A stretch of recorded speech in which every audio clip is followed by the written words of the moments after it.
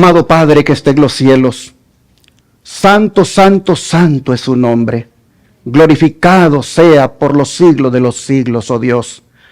Nos da mucho gusto estar aquí ante su presencia, porque sabemos, Señor, que esto es lo más bonito que puede pasarnos, comparecer delante de usted. Y queremos suplicarle que, para que tampoco lo hagamos con esa familiaridad irreverente que algunas veces el ser humano muestra, usted, Señor, nos ponga ese grado de conciencia de lo que significa estar delante de usted. Y haya en nosotros, Señor, ese espíritu de reverencia y de respeto ante su santo nombre.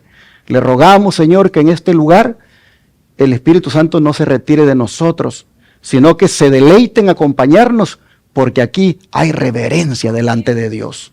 Padre, en esta hora, usted ha mirado las manos de mis hermanos y hermanas aquí en este templo, como también ha visto allá en las casas de mis hermanos y hermanas también esas manos que se han levantado, indicándole a usted que hay cáncer, hay diabetes, hay hipertensión, hay problemas cardíacos, hay, Señor, diagnósticos con los cuales se está luchando y se está bregando.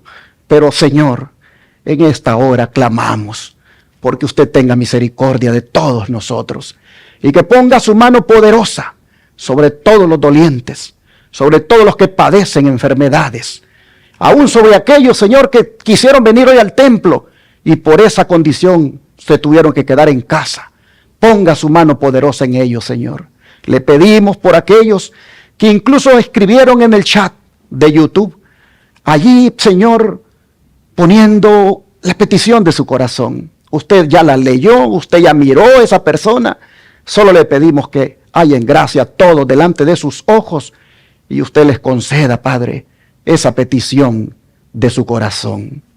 Pero aquí, Señor, hay una lista, empezando por Catalino Solís, que en el hospital le han desconectado todos los cables, todo lo que tenía prácticamente artificial, y ahora lo han dejado allí para que, según los hombres, ya descanse en el momento que sea necesario.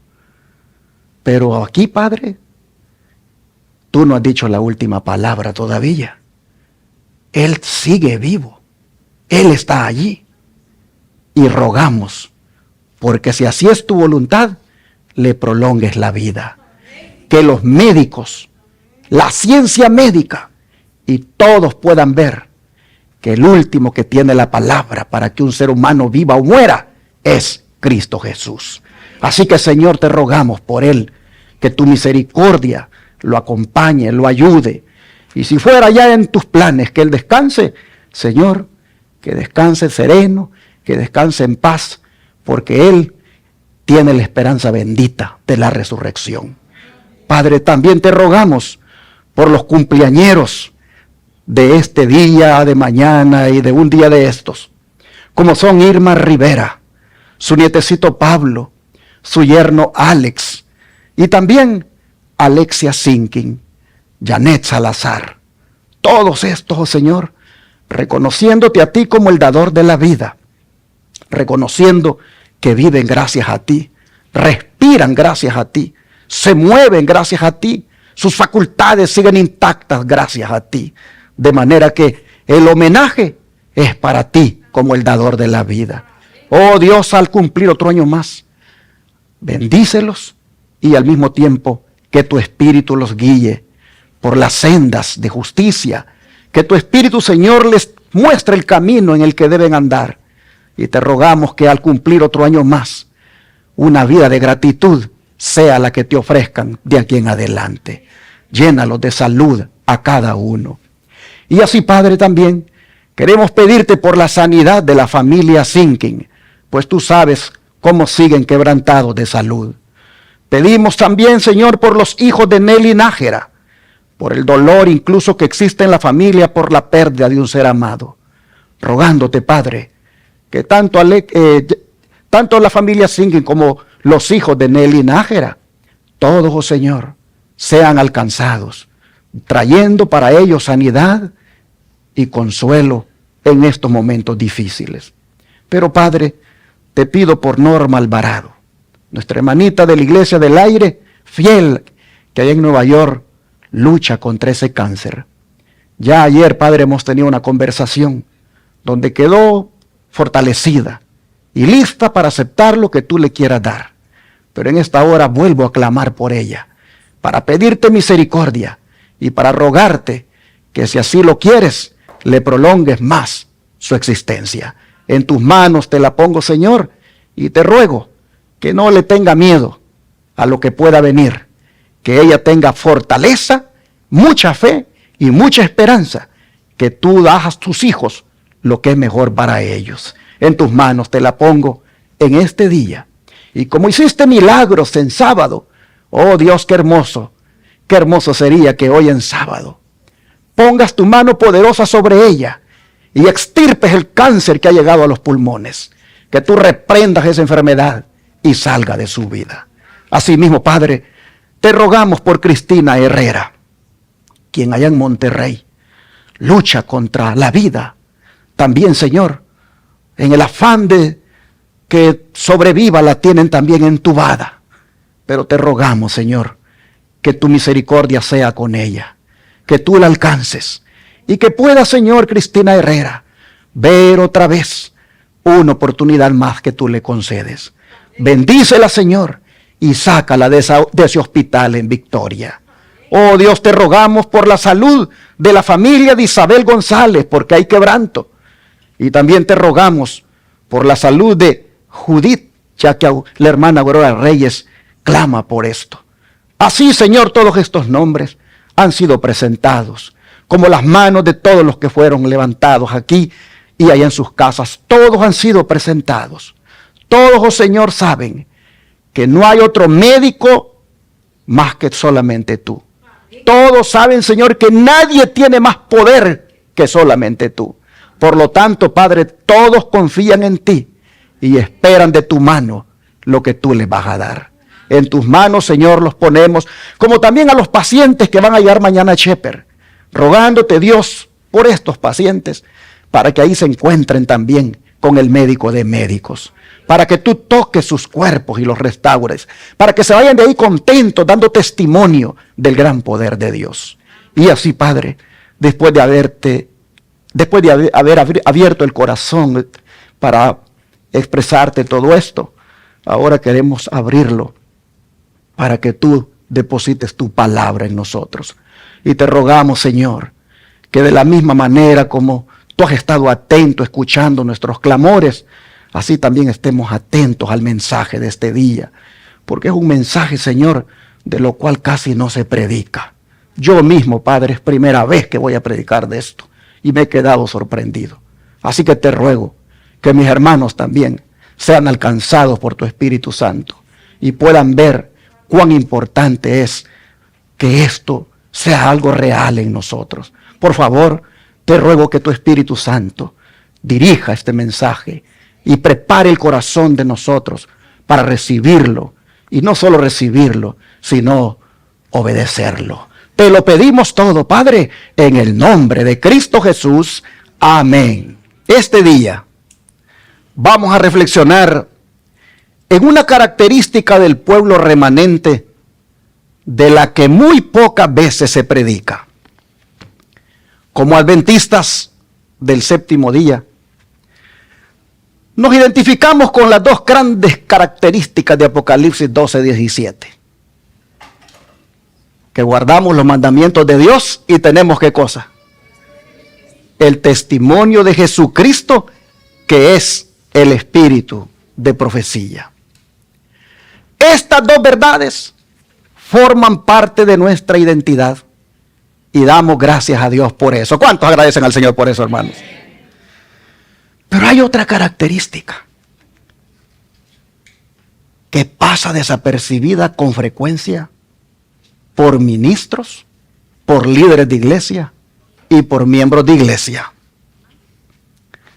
Una característica que el profeta Ezequiel presenta en un contexto profundamente solemne justamente antes de que se ejecute el juicio sobre Jerusalén.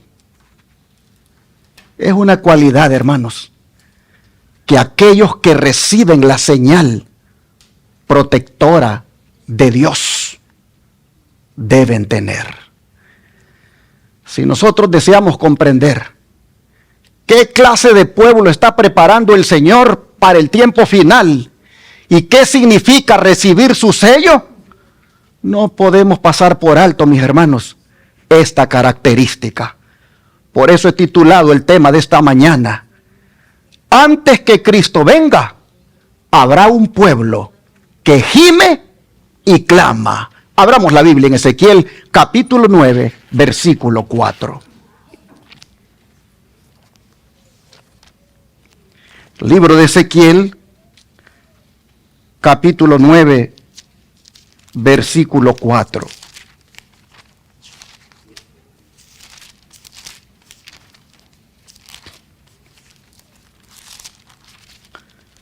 Dice la Escritura: y le dijo Jehová, pasa por en medio de la ciudad, por en medio de Jerusalén, y ponles una señal en la frente a los hombres que gimen y claman a causa de todas las abominaciones que se hacen en medio de ella. Permítanme hacer una aclaración, hermanos, antes de continuar. Esta mañana no vamos a estudiar el juicio de Ezequiel 9, ya que ese es un tema amplio y muy importante, pero que su servidor ya ha predicado de él. Quiero detenerme esta mañana únicamente en la característica del pueblo que recibe la señal de Dios. ¿Cuál es esa característica? Que gimen y ¿qué cosa? Y claman. ¿Saben que Dios pudo haber mencionado muchas características? Pudo haber dicho, marca a los que conocen más de la Biblia. Pudo haber dicho, marca a los que tienen más años en la iglesia. Pudo haber dicho, marca a los dirigentes de la iglesia. Pudo haber dicho, marca a los que ocupan puestos de responsabilidad en la iglesia. Pero el Espíritu Santo inspiró una característica muy diferente a todo eso. Marca a los que gimen. Marca a los que claman. Es decir, hermanos y hermanas, antes de hablar de sus conocimientos, de sus cargos o de sus capacidades, Dios habla del corazón de ellos. Porque el pueblo que Dios va a sellar antes de la venida de Cristo, hermanos, será un pueblo que todavía posee una conciencia sensible. Mientras el mundo se acostumbra al pecado, ellos todavía lloran por él. Mientras el mundo se ríe de la maldad, ellos todavía sienten el dolor que el pecado produce en el corazón de Dios. Y esto nos conduce, hermanos, a una gran verdad esta mañana. Y es que el remanente no se acostumbra al pecado. Y por eso gime. ¿Saben que hay palabras en la Biblia que pierden fuerza cuando se leen en español? Pero cuando se leen en el idioma original en el cual fueron escritas, y en este caso, el hebreo, la palabra gemir, hermanos, el verbo que se utiliza allí, describe un suspiro profundo, un gemido que nace del interior del alma. No se refiere simplemente a una expresión de tristeza pasajera. Habla de alguien cuyo corazón está tan cargado que no puede permanecer diferente. Gemir es el suspiro de quien contempla algo que sabe que ofende a Dios. Es el dolor silencioso de una conciencia que todavía está viva. ¿Alguien aquí ha suspirado alguna vez por eso?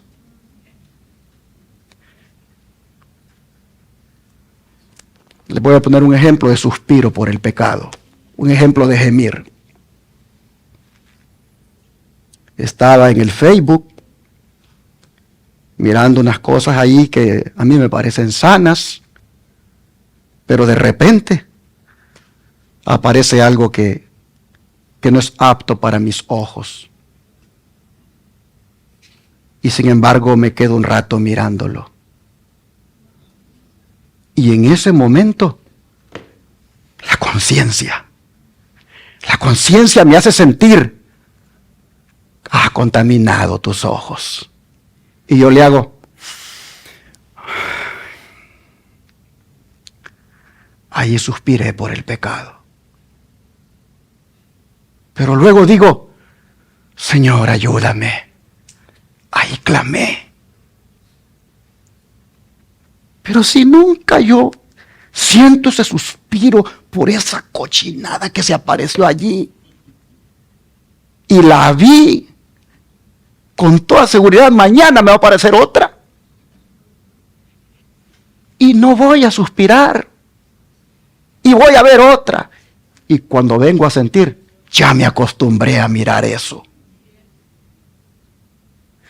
Hermanos y hermanas, el pueblo que recibe la señal en Ezequiel 9 es un pueblo remanente, pero se le pone la señal porque tiene esa característica que gime y clama por las abominaciones, por los pecados que se cometen, empezando por los que ellos mismos cometen, porque no hay justo que no peque. Pero hermanos, yo le decía a mi esposa ahora en la mañana, dame un ejemplo de suspiro por el pecado. Y me hace el ejemplo ella. Y hace, otra vez. ¿Y cuándo lo has hecho? Le digo. Cuando a veces me dice, ha llegado la puesta del sol y todavía estoy haciendo cosas que debía haber hecho mucho antes. Yo le hago así. Eso es suspiro por el pecado. Gracias a Dios, le digo, que todavía suspiras por el pecado. Eso es gemir. Gracias a Dios que porque todavía gimes. Y luego, ¿qué haces? Pues le digo al Señor, perdóname, Señor. Allí clamaste. Hermanos y hermanas, estoy tocando un punto que nos pasa a todos. ¿Quién aquí no le falla al Señor en algo y siente ese suspiro que le hace otra vez? Hermanos, el primer verbo, gemir, describe el dolor interior.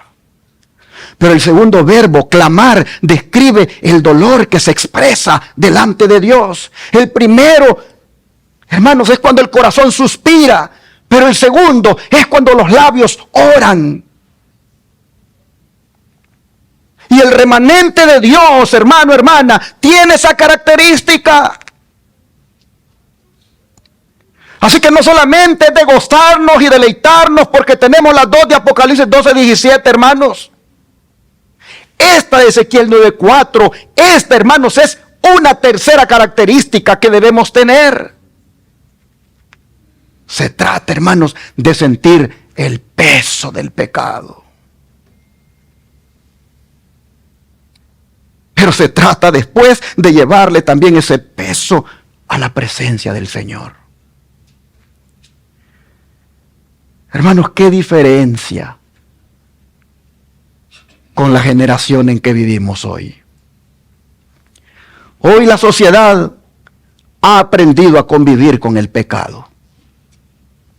Lo acepta, lo normaliza, lo celebra. Y en muchos casos hasta se ofende la sociedad cuando alguien le llama por su nombre. a esas cosas que se cometen. Pero el remanente de Dios, mis hermanos, nunca pierde esa sensibilidad espiritual.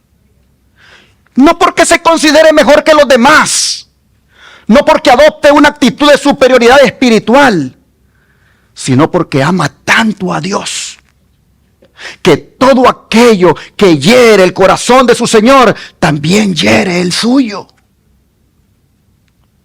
Por eso, hermanos, el dolor del remanente no nace del orgullo, sino que nace del amor. Y aquí hay una diferencia que debemos comprender.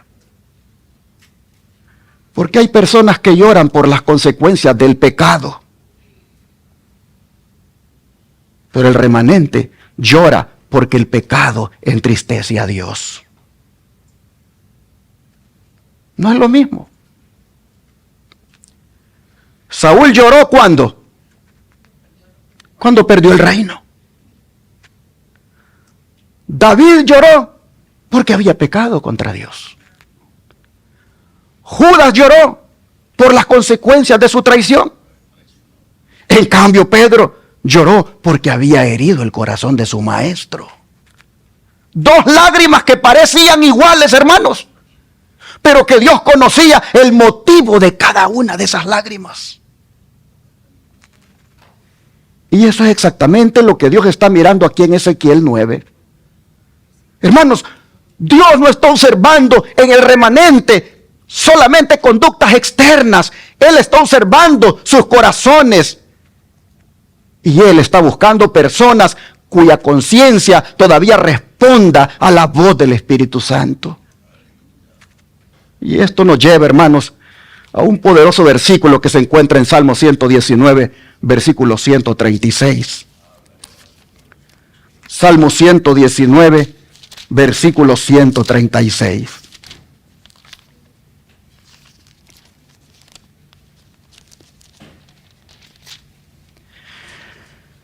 Escuchen este texto, hermanos. Salmo 119, versículo 136. Escuchen a este siervo lo que dice. Ríos de agua descendieron. ¿De dónde, hermanos? De mis ojos. ¿Por qué cosa, hermanos? Porque no guardaban tu ley. Oh, hermanos, detengámonos un momento. David aquí no está confesando un pecado personal. No, él no está confesando aquí un pecado personal. En este versículo, él está llorando por la condición espiritual ¿de quién? De su pueblo. Él contempla cómo la ley de Dios es despreciada, cómo los mandamientos son ignorados, y eso está produciendo en él un profundo quebranto.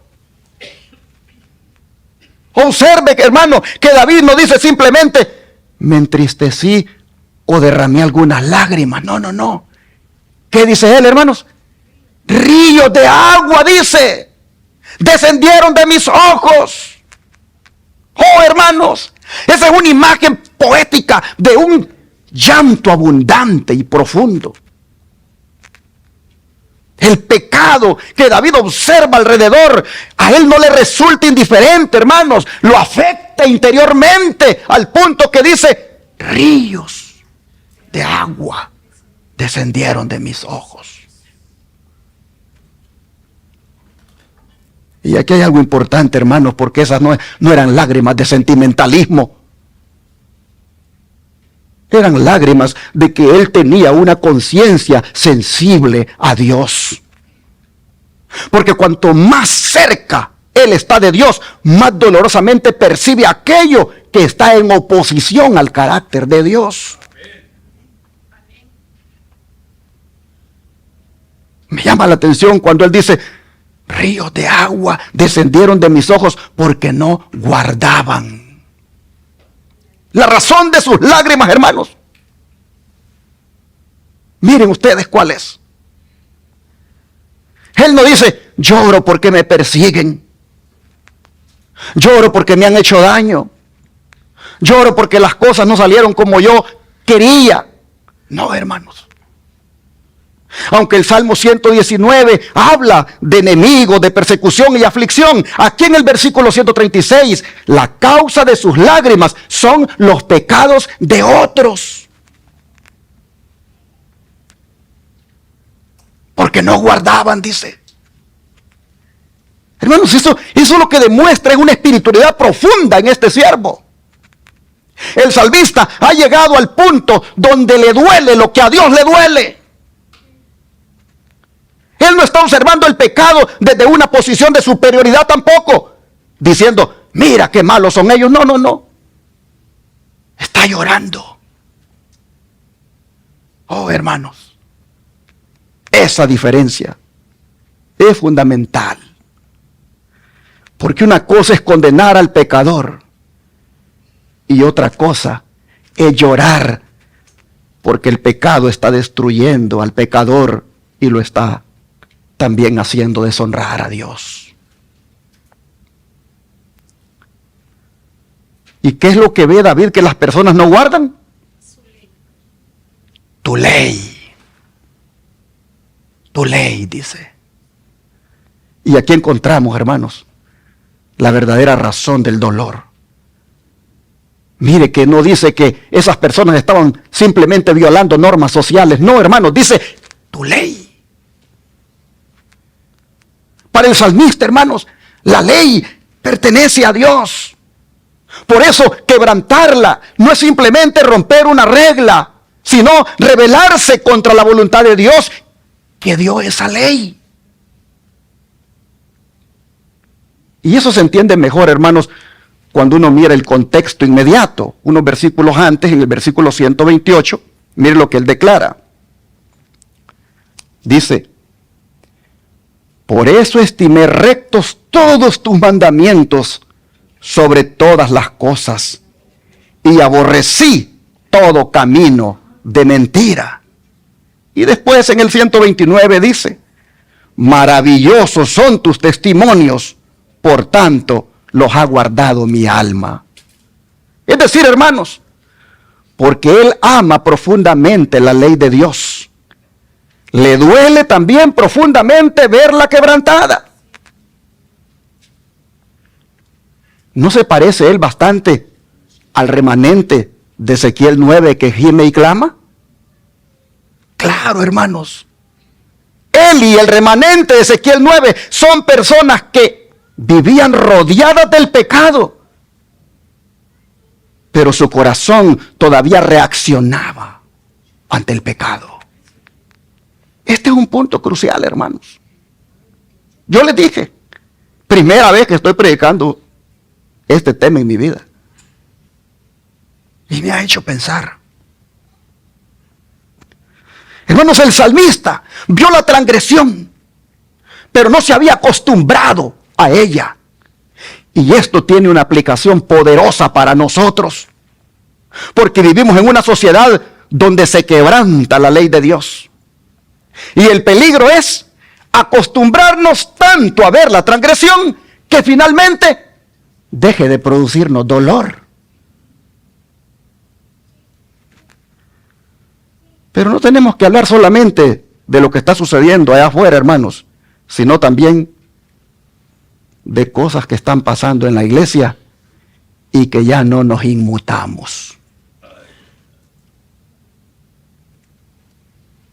Es decir, ya no nos sorprendemos. Ejemplos concretos, como ustedes pueden ver ahí, la pérdida de reverencia en el culto. Conversaciones innecesarias a la hora del sermón. Teléfonos todavía encendidos ahí que suenan cuando deberían de estar en silencio o apagados. Entradas y salidas constantes. Voy, vengo. Risas de repente en la tarde. ¿Por qué no podemos estar ante la presencia de Dios con la misma reverencia que estamos en la mañana. Y una actitud, hermanos, muchas veces casual durante momentos sagrados. Antes esas cosas nos preocupaban en la iglesia, pero ahora, hermanos, nos parecen, ¿qué cosa? Normales. Oh, hermanos y hermanas. Pero la siguiente, la mundanalidad convertida en normalidad. Antes la hermana, cuando se ponía la blusa, ella se aseguraba de estar bien protegida, bien cubiertita aquí adelante. Sabía que venía a presentarse delante de Dios. Pero de repente, como empezó a mirar que en la iglesia las hermanas empezaban a andar ahí con los escotes bien pronunciados, pues ella también comenzó a vestirse así. Antes el hombre tenía su mudadita allí para el día sábado cuando se presentaba ante Dios y la tenía lista. De repente ya no se preocupó por esa mudadita. Antes tenía sus zapatitos de vestir para ir al culto el hombre, pero de repente dijo, con estos jeans y con estos tenis. ¿Por qué cambió? Oh, hermanos y hermanas, el entretenimiento, la música, el lenguaje y costumbres que antes se examinaba uno preguntando, ¿glorifica esto a Dios? Antes usted le salía una ranchera o una canción romántica o una de reggaetón o el ritmo que a usted le gustaba y usted decía, yo no tengo que ver eso. Pero ahora usted las mira y se queda un buen rato viéndolas y después le viene otra y otra. ¿Qué pasó con su conciencia? ¿Qué pasó con su sensibilidad a esas cosas? ¿Qué decimos? Todo el mundo lo hace. Tuve una conversación hace como 2 semanas con alguien y le dije, hay que enseñarle, le dije, a los niños que nosotros los cristianos no usamos joyas. Hay que enseñarle a nuestros hijos que nosotros los cristianos nos vestimos decentemente y en orden. ¿Y sabe lo que me dijeron? Todavía te asustas por esas cosas, me dijeron. Mi pastor predica con tamaño anillote todos los sábados, ahí delante de todos nosotros. Y los niños en la iglesia ya andan con cadenas, ya andan enjollados y ya andan igual que el pastor, porque el pastor solo les muestra el anillo, pero ellos se fueron más allá. ¿Por qué te sorprendes? Tú te asustas por eso, me dice. Si eso ya es normal en la iglesia. Todo el mundo lo hace ahora. Yo solo le dije, wow, le digo, qué triste es que lo veas normal. Qué triste es que lo normalices y que tú lo veas como algo que no hay que sorprenderse. Hermanos y hermanas, cuando la mundanalidad se convierte en normalidad en la iglesia y usted ya no se asusta y usted ya no se preocupa por eso, esa es una señal, hermano, hermana, de que la sensibilidad hacia el pecado o para con el pecado o ante el pecado, usted, hermano, hermana, la está perdiendo.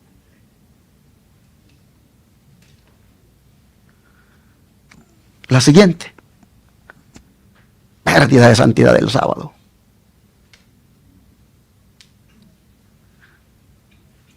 Hoy se volvió normal comprar y vender en sábado. Hoy se volvió normal entretenerse en cosas seculares en sábado. Hoy se volvió normal hablar durante las horas del sábado de asuntos seculares, convertir las horas sagradas en tiempo común. Hoy se volvió normal. Todos lo hacen. No hay que escandalizarse por eso. Oh, casi allí hemos llegado. Pero queremos recibir el sello de Dios en aquel día. No, ¿cómo puede ser eso? Queremos que se ponga la marca en la frente, la señal de que somos el pueblo de Dios. Y haciendo eso. Oh, hermanos y hermanas. El peligro de llegar a ver las cosas normales y que ya no te produzca preocupación. Eso es algo que nos debe hacer reflexionar, porque el pueblo remanente no solamente tiene la característica de que guarda los mandamientos de Dios y tiene el testimonio de Jesucristo, sino que también gime y clama por esas cosas que se están haciendo y que son desagradables delante de Dios. Pero si ya no te sorprendes, si ya no gimes ni clamas por eso, oh hermano, hermana, que tenga las otras dos señales, las dos características, de nada te va a servir, porque finalmente la señal, el sello, hermano, hermana, es lo que va a contar. Pero ¿qué de la siguiente? La falta de oración y estudio bíblico. Cristianos que pueden pasar horas consumiendo contenido digital, pero apenas unos minutos con la Biblia. Y lo más serio, no es solamente que eso esté pasando, sino que ya se hizo normal. Desde que se inventaron los smartphones, desde que surgieron las redes, yo así llevo en mi vida. Hasta el sábado yo vengo a tomar la Biblia porque voy al templo. Si es que la tomo, si no, mejor aquí la leo. Y usted dirá, pastor, deje de hablar así, deje de predicar así. Pero es que tengo que predicar así, hermanos, porque eso está pasando en el pueblo remanente. Oh, hermanos y hermanas. No podemos seguir así. ¿Y qué de la siguiente? Los pecados sexuales e inmoralidad tolerados con creciente indiferencia. Como pornografía, relaciones sexuales fuera del matrimonio, adulterio o convivencia sin matrimonio, que llegan a tratarse, hermanos, como asuntos de poca gravedad en estos tiempos, en lugar de verlos como una transgresión abierta a la ley de Dios.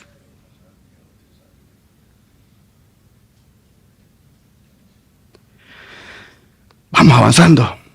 La siguiente. Matrimonios y familias cristianas destruyéndose sin que nos duela suficientemente. Divorcios que bien se pudieran evitar si uno va a orar con ellos cuando se da cuenta que hay problemas. Hermanos, consejos que uno pudiera ir a dar, pero que sin embargo venimos y decimos, es otra familia más con problemas y todos tenemos problemas. Hermanos y hermanas, tiene que dolernos los hogares que se están destruyendo.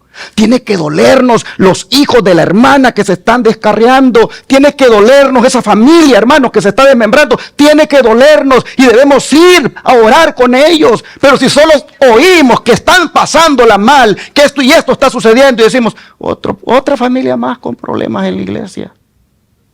Y ahí me quedo de brazos cruzados. Bueno, la siguiente. Chismes, murmuración y destrucción de reputaciones. Podemos condenar pecados visibles y al mismo tiempo sentarnos a hablar de los defectos de un hermano sin sentir que estamos tratando con algo que también ofende a Dios. El libro de Santiago habla de eso.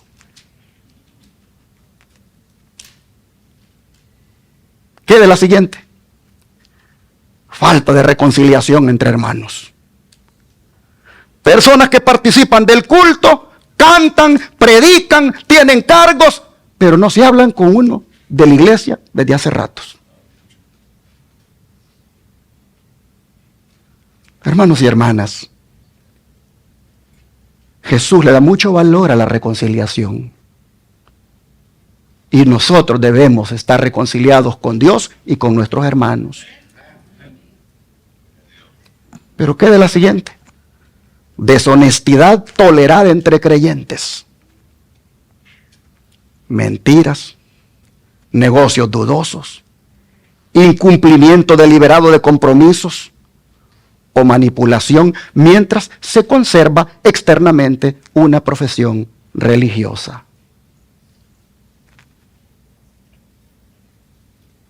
Una hermana me dijo una vez: pastor, le compré un carro al hermano tal de aquí de la iglesia. Pero el carro, pastor, no servía. Prácticamente al segundo día de usarlo, se desbarató. Y cuando fui con el hermano me dijo: no, yo se lo di bien saliendo de aquí. ¿Qué hago, pastor? Hermanos, son cosas, negocios chuecos, cosas que se hacen a veces que no hay honestidad. Bueno, hermanos, pero quede la siguiente. Miren que este sermón que no lo voy a terminar porque apenas voy aquí. Indiferencia hacia las personas que se están perdiendo. ¿Cuántos aquí antes eran bien misioneros? Levanten su mano. No la quieren levantar. ¿Cuántos aquí antes salían a tocar puertas bajo el sol, bajo el frío? ¿Cuántos? ¿Cuántos lo siguen haciendo? Gracias a Dios. Ay, mire, bendito sea el Señor. Pero ¿cuántos hay que un día lo hicieron, pero luego se acomodaron y ya no hicieron esa obra? Ya no sintieron indiferencia para con los que se están perdiendo. Hermanos, esta es una de las más profundas cosas que muchas veces pasamos por alto. Celebramos cultos entre semana, nos gozamos, pero ya no lloramos por el que se está perdiendo. Ya no lloramos por aquel que está descarriado, hermanos. Y tampoco hacemos esfuerzos por ir a buscarlas. Y yo agregaría una más después de esas 10. Y es, hermanos, la pérdida de nuestra propia sensibilidad espiritual. Podemos escuchar un sermón que antes nos habría quebrantado, pero que ahora no nos hace sentir nada.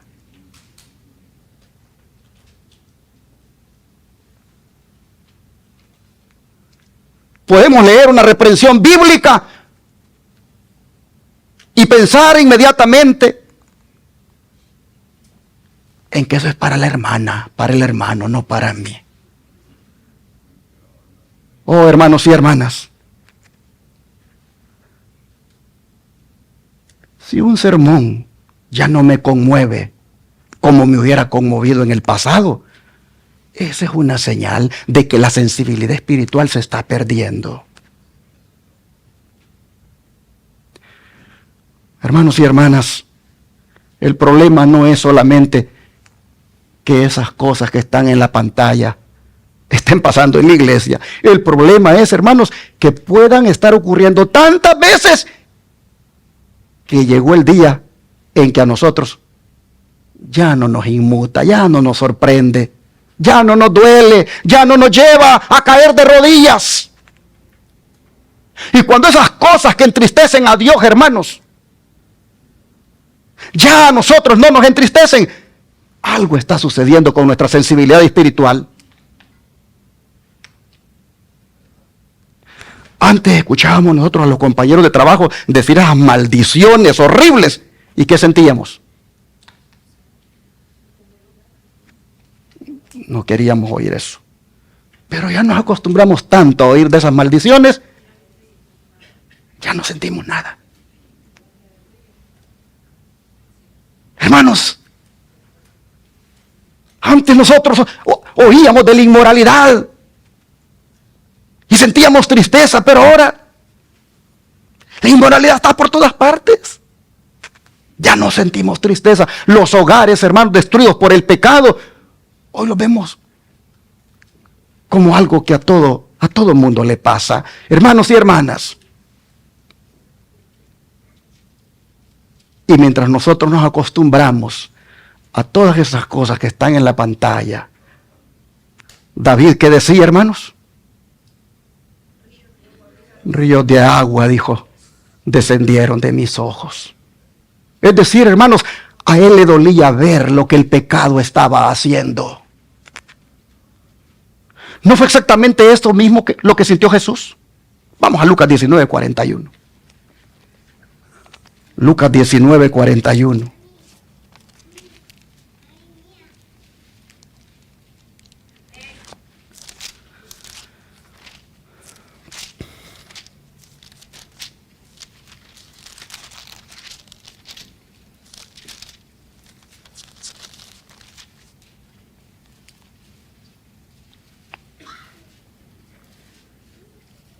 Y cuando llegó cerca de la ciudad, al verla, ¿qué hizo el Señor, hermanos? Lloró sobre ella. ¡Wow! Qué versículo más conmovedor este, hermanos. Miren cómo reacciona el corazón de Cristo ante el pecado. Y ante las personas que están caminando inevitablemente hacia su ruina. Miren cómo Cristo reacciona. Cuando todos estaban celebrando, ¿qué estaba haciendo Jesús aquí? Llorando. Hermanos, el Señor sabía lo que la ciudad de Jerusalén todavía no comprendía. Mientras la multitud veía una celebración, Cristo miraba una tragedia. La multitud veía al Mesías entrando en Jerusalén. En cambio, Jesús veía a Jerusalén rechazando a su Mesías en tan pocos días más adelante. La multitud veía el presente, pero Cristo veía las consecuencias futuras. Por eso el texto dice, lloró sobre ella. Y aquí está, hermanos, el corazón del versículo. Lucas está utilizando aquí un verbo que expresa un llanto visible. Oh, hermanos, no es simplemente que Jesús sintió tristeza interior. Él exteriorizó, hermanos, su dolor. Y observen algo importante, hermanos. Jesús no está llorando por lo que Jerusalén le va a hacer a él. Él está llorando, hermanos, por lo que Jerusalén se está haciendo a sí misma al rechazarlo. Dentro de pocos días al Señor lo arrestarían, lo golpearían y lo crucificarían. Sin embargo, en este momento, Cristo no está llorando por ese sufrimiento, hermanos. Está llorando ¿por quién? Por ellos. Oh, hermanos, esto nos permite contemplar el carácter de Cristo. El pecado, hermanos, provoca la ira santa de Dios, pero también produce dolor en el corazón de Dios, porque Dios conoce perfectamente las consecuencias que va a traer sobre aquellos a quienes Él ama. Y esto, hermanos, queda todavía más claro cuando seguimos leyendo en el versículo 42. ¿Qué dice el versículo 42? Diciendo, oh, si también tú conocieses, a lo menos en este tu día, lo que es para tu paz. Mas ahora está encubierto de tus ojos. Wow, hermanos. Jesús aquí no está anunciando fríamente una sentencia, hermanos, sino que está lamentando una oportunidad que Jerusalén está desperdiciando. Jerusalén, hermanos, había tenido delante de ella aquello que podía traerle paz, pero lo estaba rechazando. Y los versículos 43 al 44 anuncian entonces, hermanos, el sitio y la devastación que vendría sobre la ciudad. Leamos. Porque vendrán días sobre ti, cuando tus enemigos te rodearán con vallado, y te sitiarán, y por todas partes te estrecharán, y te derribarán a tierra y a tus hijos dentro de ti, y no dejarán en ti piedra sobre piedra, por cuanto no conociste el tiempo de tu visitación. Aquí el Señor, hermanos, está profetizando el juicio sobre la ciudad y sus habitantes. Pero qué amor el de Jesús. Antes de anunciar el juicio, primero derramó lágrimas. Eso significa, mis hermanos, que las lágrimas de Cristo nos muestran el corazón de Dios. Porque Cristo dijo, el que me ha visto a mí, dijo, ¿qué cosa? Entonces yo te pregunto, ¿Dios llora? ¿Por quién llora Él? Por nosotros, mis hermanos. El pueblo que recibe la señal en Ezequiel 9 está reflejando también el mismo corazón de Jesús. David estaba reflejando el mismo corazón de Jesús. Hermanos, no celebran el fracaso espiritual de nadie, sino que al contrario, lloran, oran e interceden. Y aquí me gustaría hacer una pregunta muy personal.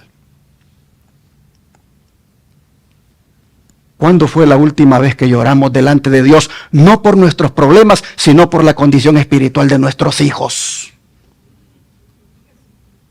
O nos acostumbramos tanto ya a ver en lo que andan nuestros hijos, que nunca hemos llorado y tampoco nos invita a llorar. ¿Cuándo fue la última vez, hermanos, que nos quebrantamos por un familiar que se ha alejado de los caminos de Dios? ¿Cuándo fue la última vez? ¿Cuándo fue la última vez que sentimos una carga por la frialdad espiritual de la iglesia? No para criticarla, sino para interceder por ella. Porque criticar a la iglesia es lo más fácil. Pero ¿cuándo fue la última vez que lloramos por la condición espiritual de la iglesia? Es bien fácil venir aquí a agarrar el micrófono y comenzar a tirar indirectas a la iglesia. Pero ¿cuándo fue la última vez que lloraste por esta iglesia? Que la ves imperfecta, que la ves que no está haciendo bien las cosas. ¿Cuándo fue la última vez que lloraste? Oh, hermanos y hermanas, el peligro de los últimos días no será solamente que aumente el pecado. El verdadero peligro será acostumbrarnos a él. Y cuando eso ocurre, como ya dije, la conciencia deja de estremecerse, el corazón deja de escuchar y el alma corre el riesgo de endurecerse, hermanos, sin darse cuenta. Miren lo que el don de profecía va a hacer ahorita. Y como no me han oído predicar casi por mes y medio, aguántense un poquito para oír el sermón más. Miren lo que dice el don de profecía, hermanos. ¿Cómo hace la sierva del Señor una aplicación interesante del llanto de Jesús con nosotros? Miren ustedes. Jesús lloró sobre Jerusalén por la culpabilidad y obstinación de su pueblo escogido. Pero miren, lo puse en verde, hermanos, porque a mí me impactó. Llora también ahora por la dureza de corazón de aquellos que, profesando ser sus colaboradores, se conforman con ¿qué, hermanos? A ver, díganlo en coro. ¿Se conforman con qué? Con no hacer nada. Oh, hermanos, Jesús llora por aquellos que, profesando ser sus colaboradores, se conforman con no hacer nada. Y luego vienen unas preguntas aquí. ¿Están llevando con Cristo una carga de pesadumbre y constante tristeza mezclada de lágrimas por las perversas ciudades de la tierra, los que debieran apreciar el valor de las almas?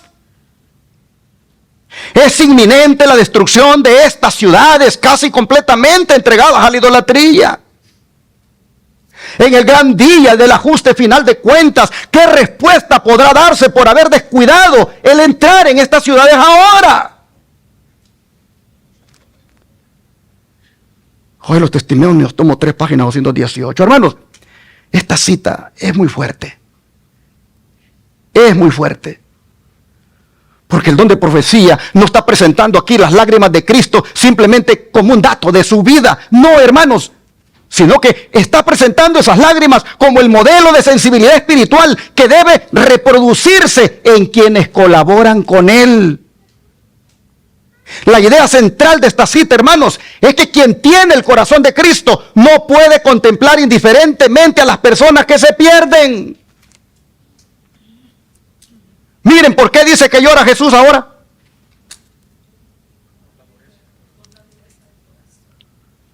Por la dureza de corazón de aquellos que, profesando ser sus colaboradores, se conforman con no hacer nada. Primero lo vimos llorando por Jerusalén, pero ahora está llorando ¿por quién? Por sus colaboradores. ¿Y quiénes son sus colaboradores? Nosotros, hermanos. Cristo no solamente se entristece por la condición del mundo, hermanos. También se entristece cuando quienes deberían sentir una carga por el mundo han perdido esa carga. Fíjate, hermano, hermana, que la sierva del Señor no dice que estas personas hayan abandonado la fe. Dice que profesan ser ¿qué cosa? Oh, no han abandonado la fe, están en la iglesia. Se congregan los sábados. Se llaman adventistas del séptimo día. Hermanos, esto es fuerte. No está hablando aquí de personas que abandonaron la fe, de personas, hermanos, que profesan ser sus colaboradores. Es decir, hermanos, personas que se siguen identificando con Cristo, que siguen perteneciendo a la iglesia, que están involucrados en cargos, en privilegios. Pero el problema, ¿cuál es, hermanos? ¿En qué cosa que dice ahí?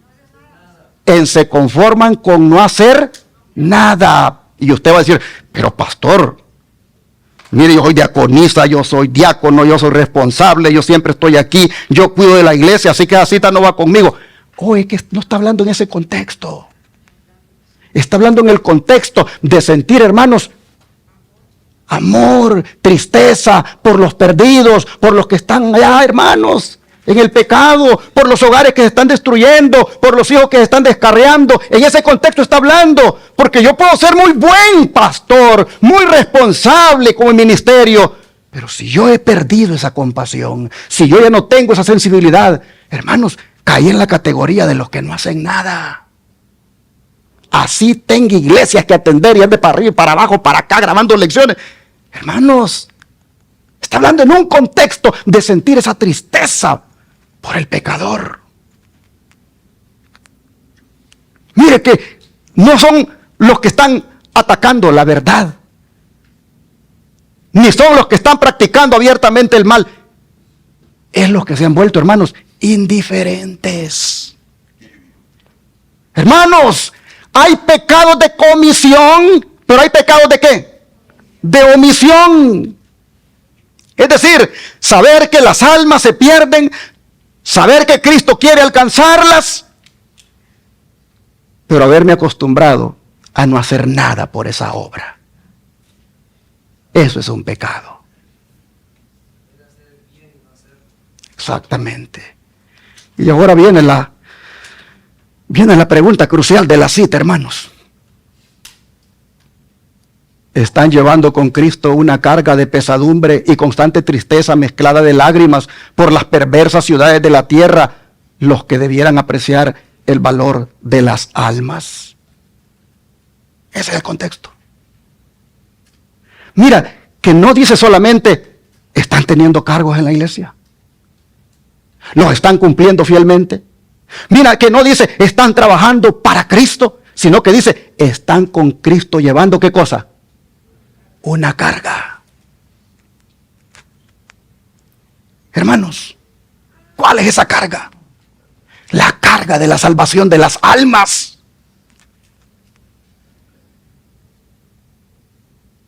Hermanos, la carga de la salvación de las almas primero está en el corazón de Cristo, pero nosotros debemos también llevar ¿qué cosa? Esa carga. Nosotros también la debemos compartir con Él. Aquí, hermanos, el discipulado alcanza una dimensión profunda.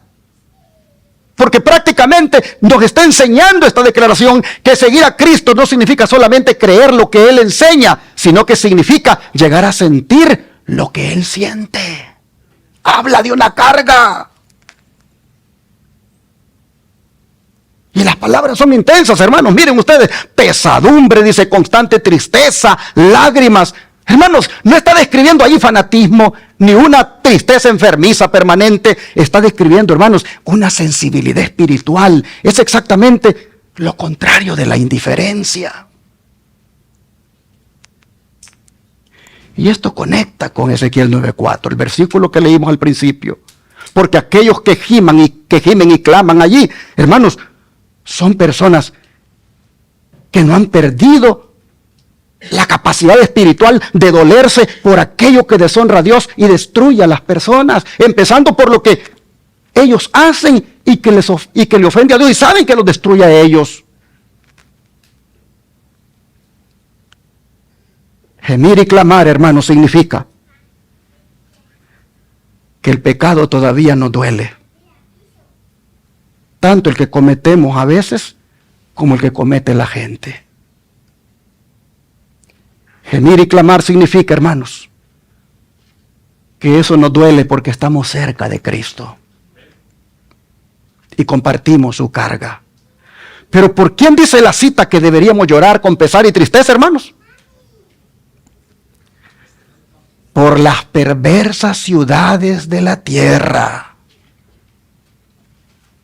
Y aquí aparece algo muy interesante. Porque ¿cómo le llama a las ciudades? Perversas. Pero Cristo todavía tiene interés en ellas.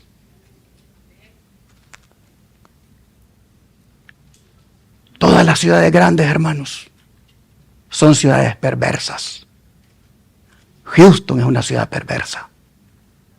Pero Cristo llora por Houston. No dijeron amén. ¿No creen que Cristo llora por la ciudad de Houston? Hermanos, son llamadas perversas, pero Cristo todavía tiene interés en ellas. Y esto evita, hermanos, dos extremos. Número uno, que no minimizamos la perversidad de la sociedad, la llamamos por su nombre, pero tampoco utilizamos la perversidad de la sociedad como excusa para abandonarla. Miren, hermanos, a nosotros nos saldría mejor, entre comillas, no estar pagando esos miles de dólares por esos canales de televisión.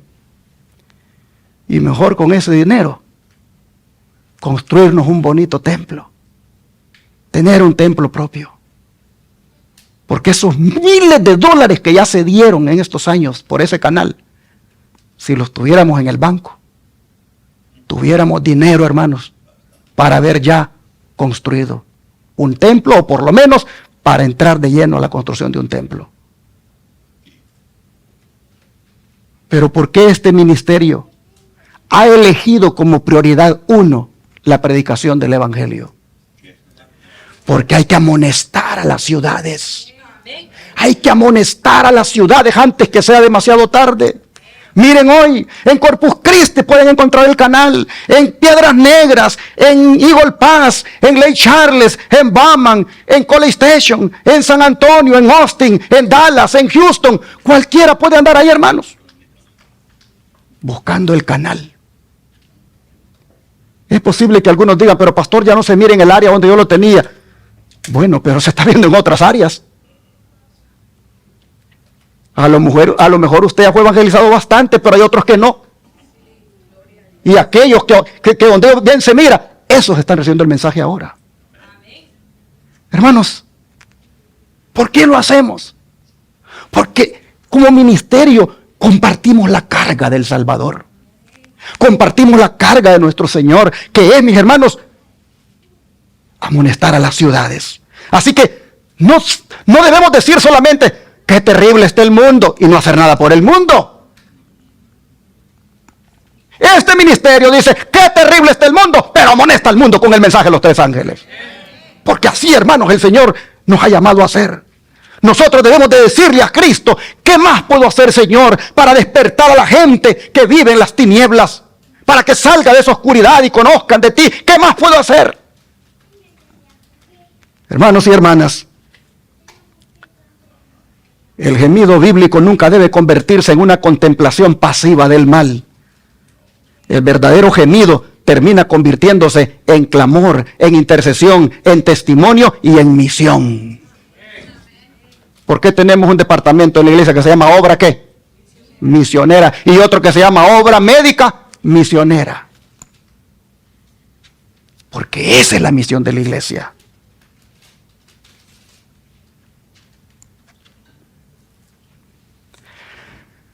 Hermanos y hermanas, dice que en la parte final de la cita, dice que todo esto que he mencionado es lo que se espera de los que debieran apreciar el valor de las almas. Y aquí el espíritu de profecía, hermanos, llegó a la raíz del asunto.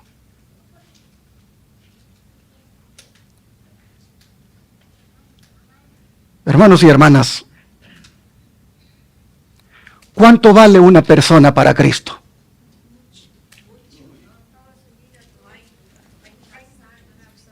Vale su vida, hermanos.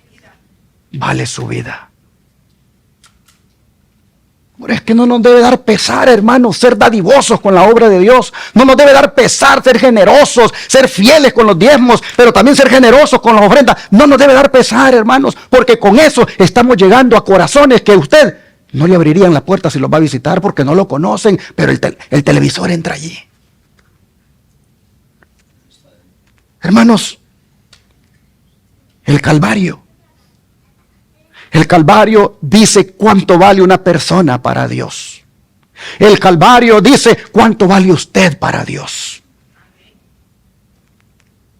Si nosotros queremos saber cuánto vale un alma, hermanos, no hay que mirar su condición presente, sino que hay que mirar el precio que Cristo estuvo dispuesto a pagar por ella.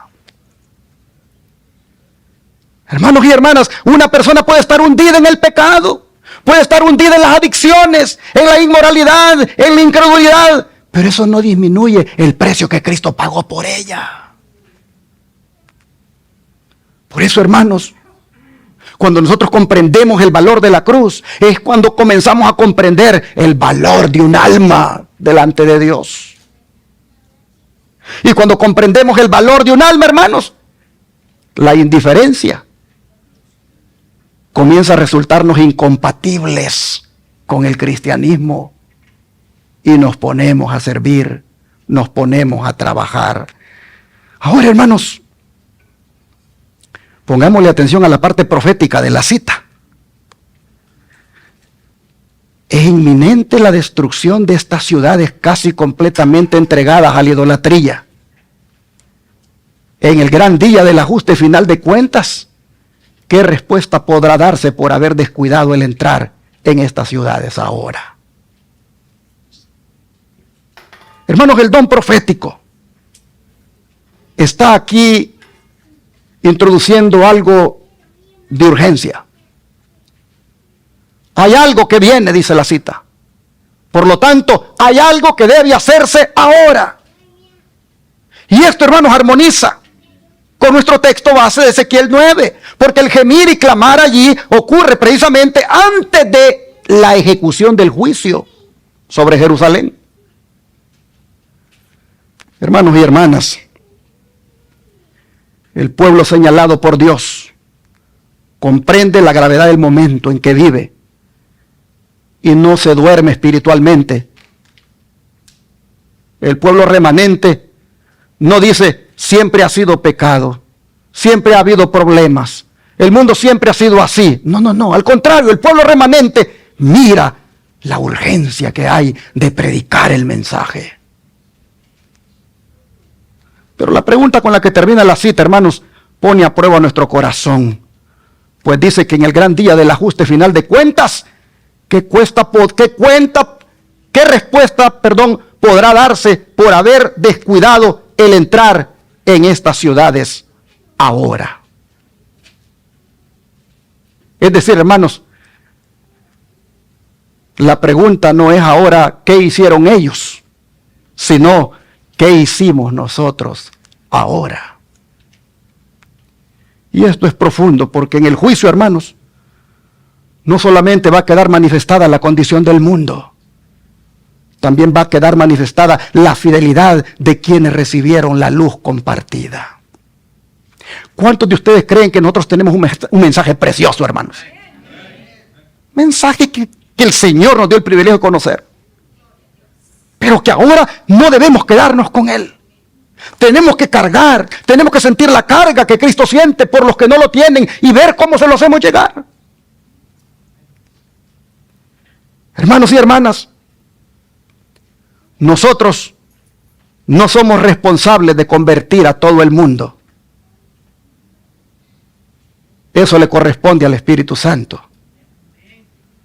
Pero sí somos responsables de lo que hacemos con la luz que el Señor nos ha dado. Sí somos responsables con las oportunidades, con los dones y la influencia que Dios ha puesto en nuestras manos. ¿Y cuándo dice que nos descuidamos de entrar a las ciudades, hermanos? ¿Cuándo? ¿Cuándo? Ahora. No mañana, hermanos. No cuando las condiciones sean mejores. No cuando tengamos más recursos. No cuando desaparezcan los problemas. ¿Dice cuándo, hermanos? Ahora. Y observen, hermanos, que el pecado que aparece al final vuelve a ser el pecado de la omisión. Haber descuidado. No dice haber perseguido, ni dice haber destruido, ni dice haber combatido. Dice simplemente haber descuidado la obra. Por eso, hermanos, esta cita se convierte en un examen para nosotros hoy. No basta con preguntarme, ¿estoy participando de las abominaciones que están sucediendo ahora?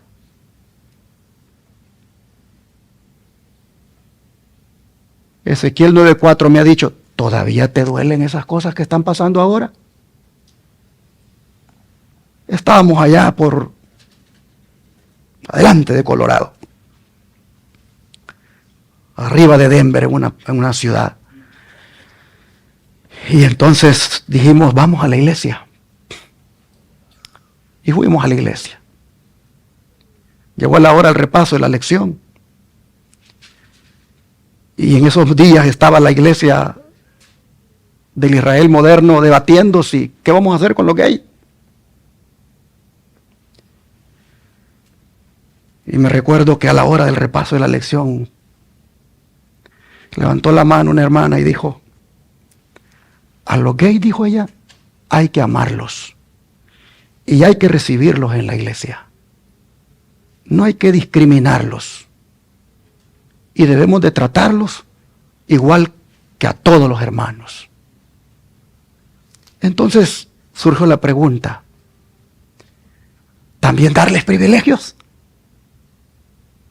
¿También que sean ancianos? ¿Que tengan cargos en la iglesia? Dijo, si los vamos a recibir en la iglesia, recibámoslos con todos los privilegios. Y yo, hermano, yo lo oía, pero en eso levanté la mano y le dije, hermanita, estoy de acuerdo que no hay que discriminarlos. Estoy de acuerdo que no hay que amarlos. Estoy de acuerdo, hermana, de que si ellos llegan aquí, hay que darles la bienvenida. Pero de allí a que ministren al pueblo, a que ministren con los privilegios, eso es otra cosa, hermana. Pero hermanos y hermanas, ya se estaba normalizando de parte de los hermanos en esos días ese asunto. Eso fue hace varios años, de manera que ahora eso está. Ahora tenemos ancianos gay, tenemos pastoras lesbianas, tenemos hermanos ocupando privilegios. Ese tipo de personas que practican esas cosas. Se normalizó. Antes era un escándalo, hoy no. Es normal. Hermanos y hermanas, wow, voy a tener que adelantarme porque quiero terminar ya. Mire todo lo que voy a pasar aquí, porque quiero hablarles de este hombre, ya para ir terminando. Hermanos, cuando nosotros pensamos en Lot, ¿qué pensamos de él?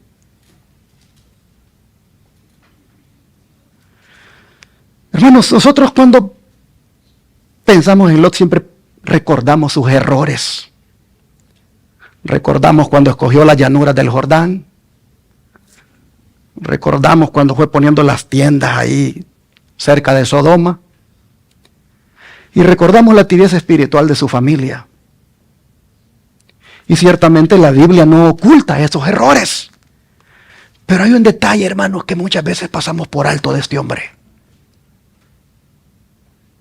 Y es que a pesar de haber tomado malas decisiones, él nunca dejó de reconocer que el pecado es pecado. Mire cómo lo dice 2 de Pedro, capítulo 2, versículos 7 y 8. 2 de Pedro, capítulo 2, versículos 7 y 8.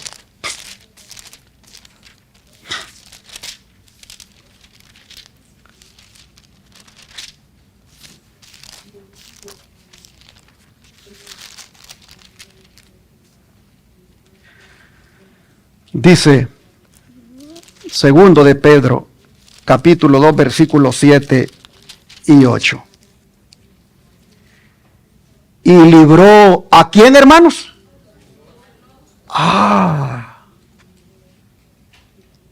Y libró al justo Lot, afligido o abrumado por la nefanda conducta de quiénes, hermanos, de los malvados. Versículo 8.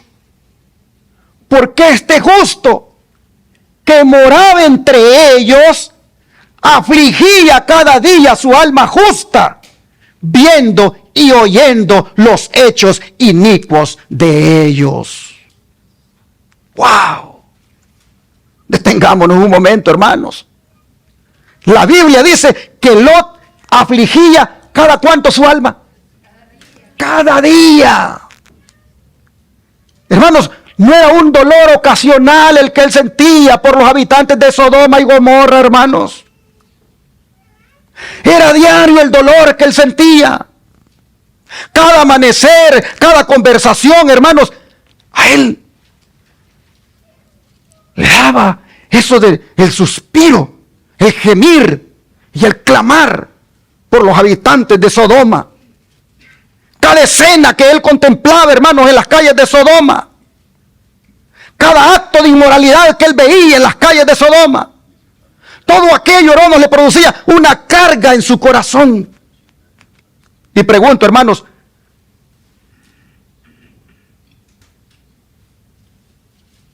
¿por qué sufría Lot? ¿Acaso era porque él nunca había cometido errores? Él era consciente de sus errores.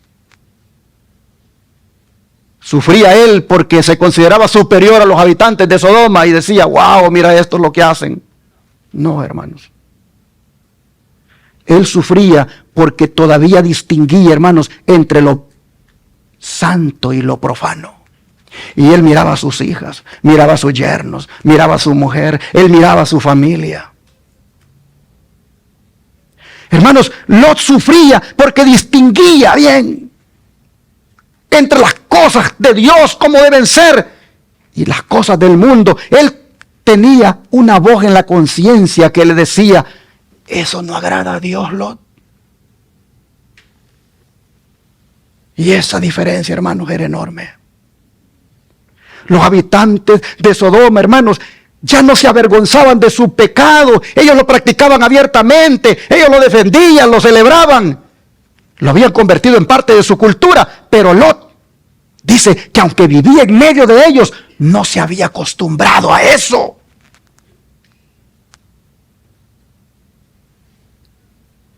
Y eso es lo que Dios está buscando en su pueblo remanente ahora. Que no se acostumbre a que porque todos andan maquillados, pues yo me voy a maquillar también. A que porque todos andan enjollados en la iglesia, yo me voy a enjollar también. A porque todos son irreverentes en la iglesia, yo también voy a ser irreverente. Hermanos, Dios está buscando un pueblo peculiar. Un pueblo que se distinga. Oh, hermanos, el remanente no es un pueblo perfecto, sí. Es un pueblo que todavía llora por lo que hace llorar a Cristo.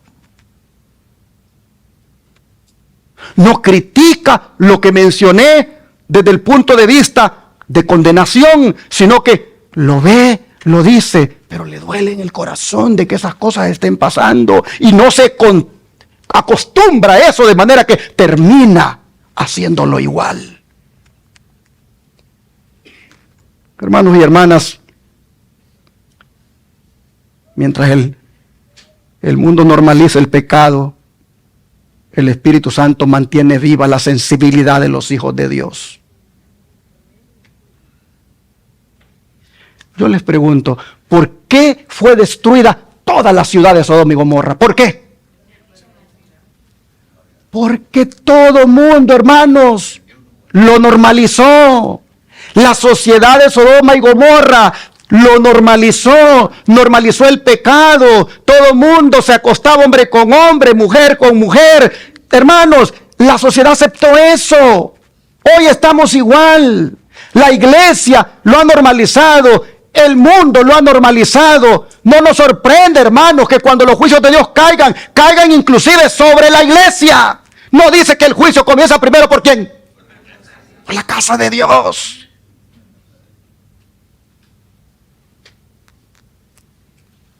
Toda la sociedad, hermanos, se perdió porque normalizó la sodomía. Por eso el llamado de Dios sigue siendo el mismo. Y ahí voy terminando. Filipenses 2:5. El llamado de Dios sigue siendo el mismo, hermanos. Miren lo que dice Filipenses 2:5.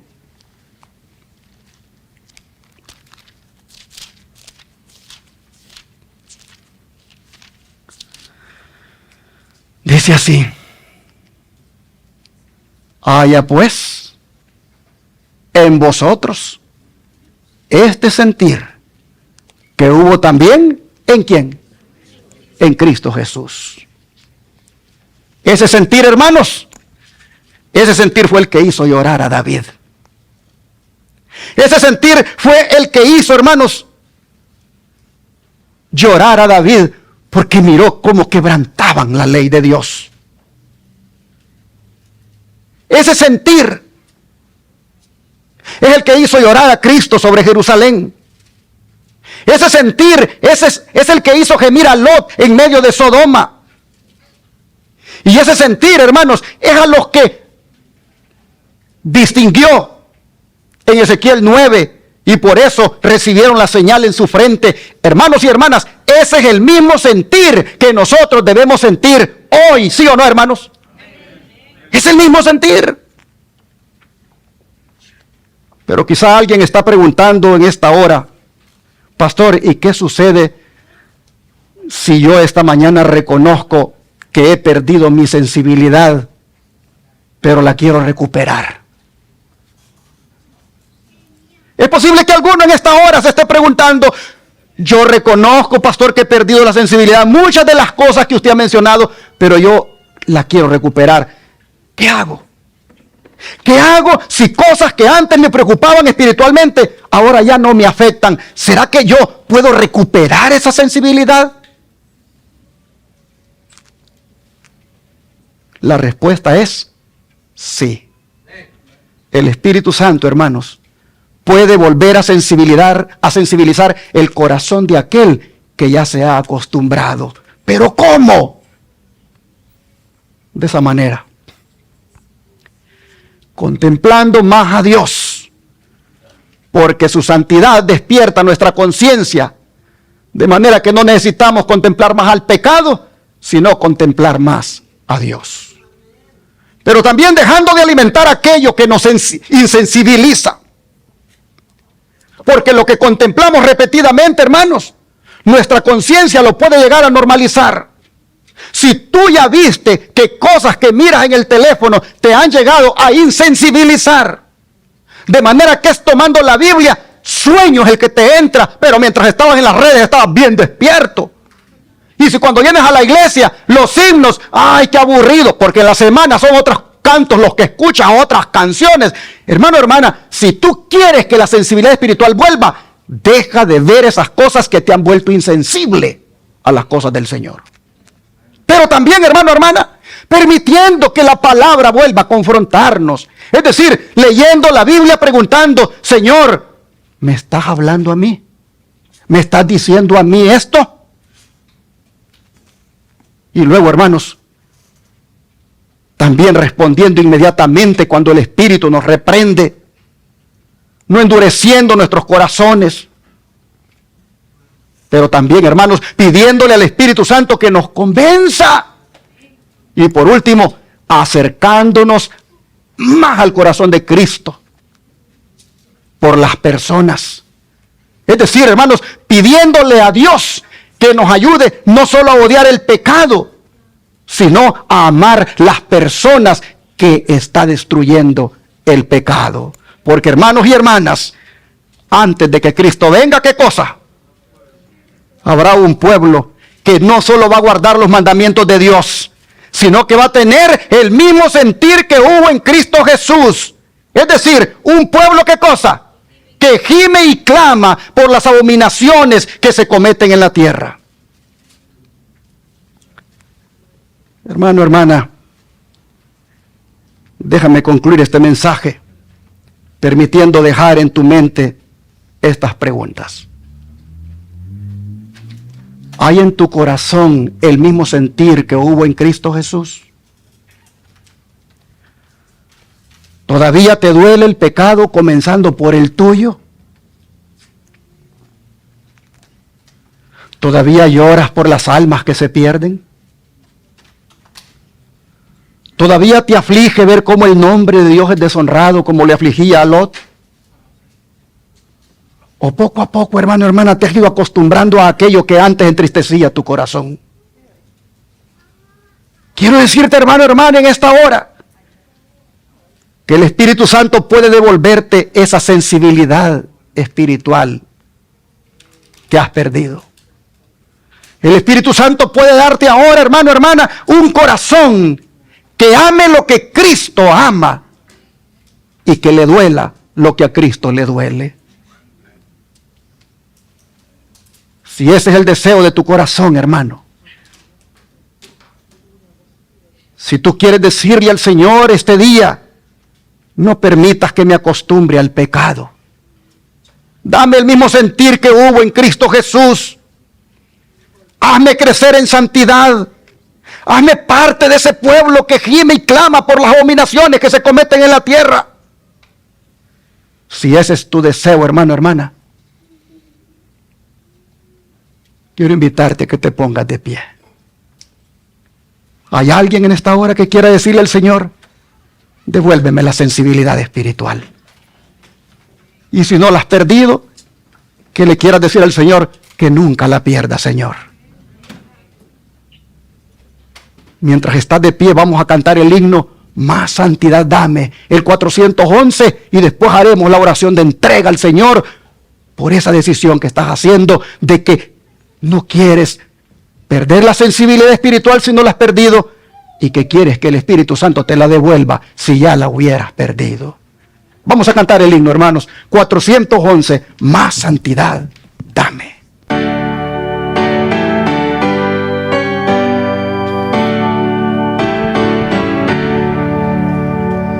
Más santidad dame, más odio al mal, más calma en las penas, más alto ideal, más fe en el Maestro, más consagración, más el servirle, más de la oración, más prudente hazme, más sabio en él, más firme en su causa, más fuerte y más fiel, más recto en la vida, más triste al pecar,